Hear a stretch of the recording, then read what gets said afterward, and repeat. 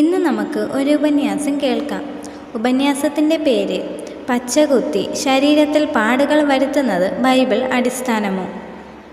പഴയ നിയമത്തിൽ ഇസ്രായേലിനോട് ദൈവം കൽപ്പിച്ചത് ഇപ്രകാരമായിരുന്നു: മരിച്ചവർക്ക് വേണ്ടി ശരീരത്തിൽ മുറിവുണ്ടാക്കരുത്, മെയ്മേൽ പച്ച കുത്തരുത്, ഞാൻ യഹോവയാകുന്നു.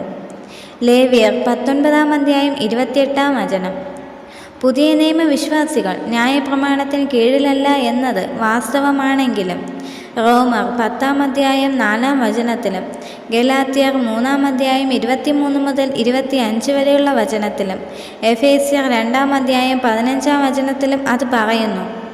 പുതിയ നിയമത്തിൽ പച്ച കുത്തുന്നതിനെ പറ്റിയോ ശരീരത്തിൽ പാടുകൾ വരുത്തുന്നതിനെ പറ്റിയോ ഒരു പരാമർശവും ഇല്ലെങ്കിലും പഴയ നിയമത്തിൽ അങ്ങനെ ഒരു കൽപ്പന ഉള്ളതുകൊണ്ട് ആ ചോദ്യത്തിന് അല്പം പരിഗണന കൊടുക്കുന്നത് നല്ലതാണ്. 1 പത്രോസ് 3-ാം അധ്യായം 3 മുതൽ 4 വരെ ഇങ്ങനെ പറയുന്നു: നിങ്ങളുടെ അലങ്കാരം തലമുടി പിന്നുന്നതും പൊന്നണിയുന്നതും വസ്ത്രം ധരിക്കുന്നതും ഇങ്ങനെ പുറമേയുള്ളതല്ല, സൗമ്യതയും സാവധാനവുമുള്ള മനസ്സ് എന്ന അക്ഷയഭൂഷണമായ ഹൃദയത്തിൻ്റെ ഗൂഢമനുഷ്യൻ തന്നെ ആയിരിക്കണം. അത് ദൈവസന്നിധിയിൽ വിലയേറിയതാകുന്നു. ഇത് സ്ത്രീകളോടാണ് പറയുന്നത് എങ്കിലും നമുക്ക് ഇത് ഒരു പൊതു സിദ്ധാന്തമായി എടുക്കാം. ഒരു വ്യക്തിയുടെ പുറമേയുള്ളത് നാം ശ്രദ്ധിക്കരുത്.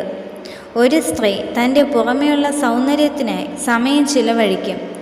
എന്നാൽ അവളുടെ യഥാർത്ഥ സൗന്ദര്യം പുറമേയുള്ള ഒരുക്കത്തിലല്ല. അതുപോലെ തന്നെ പച്ച കുത്തുന്നത് പുറമേയുള്ള സൗന്ദര്യത്തിനാണ്. എന്നാൽ നമ്മുടെ അകമേയുള്ള സൗന്ദര്യവർദ്ധനത്തിനായി നാം അധികം പരിശ്രമിക്കണം.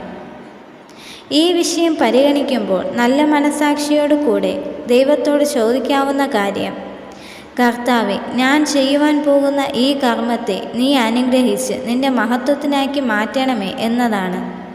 ആകയാൽ നിങ്ങൾ തിന്നാലും കുടിച്ചാലും എന്ത് ചെയ്താലും എല്ലാം ദൈവത്തിൻ്റെ മഹത്വത്തിനായി ചെയ്യുവിൻ എന്ന് 1 കൊരിന്ത്യർ 10-ാം അധ്യായം 31-ാം വചനം പറയുന്നു. പച്ച കുത്തുന്നതിനെ പറ്റിയോ ശരീരത്തിൽ മുറിവ് വരുത്തുന്നതിനെ പറ്റിയോ പുതിയ നിയമത്തിൽ ഒരു പരാമർശവും ഇല്ല. എന്നാൽ പുതിയ നിയമ വിശ്വാസികൾ പച്ച കുത്തുവാൻ ദൈവം അനുവദിച്ചിട്ടുണ്ട് എന്നതിന് ഒരു തെളിവുമില്ല. ഇതിനോടുള്ള ബന്ധത്തിൽ പറയേണ്ട വേറൊരു കാര്യം: നിങ്ങൾ ചെയ്യുന്ന കാര്യം ദൈവത്തിന് പ്രസാദകരമാകുമോ എന്ന് നിങ്ങൾക്ക് സംശയമുണ്ടെങ്കിൽ പിന്നെ അത് ചെയ്യാതെ ഇരിക്കുക. വിശ്വാസത്തിൽ നിന്ന് ഉത്ഭവിക്കാത്തതൊക്കെയും പാപമത്രേ എന്ന് റോമർ 14-ാം അധ്യായം 23-ാം വചനം പറയുന്നു. നമ്മുടെ ശരീരവും ആത്മാവും ദൈവത്തിൻ്റെതാണ് എന്ന് നാം ചിന്തിക്കണം.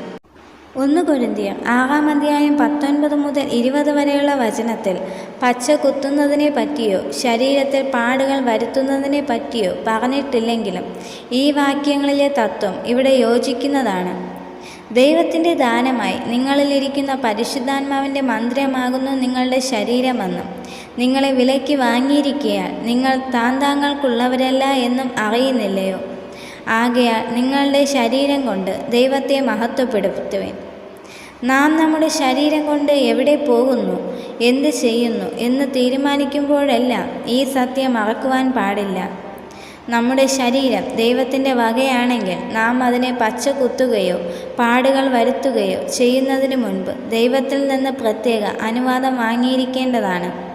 പ്രിയ ദൈവമക്കളെ, നാം ദൈവകൽപ്പനയനുസരിച്ച് ദൈവത്തിന് വേണ്ടിയിട്ട് കൂടുതൽ പ്രയോജനപ്പെടാമെന്ന് പറഞ്ഞുകൊണ്ട് ഈ ഉപന്യാസം നിർത്തുന്നു.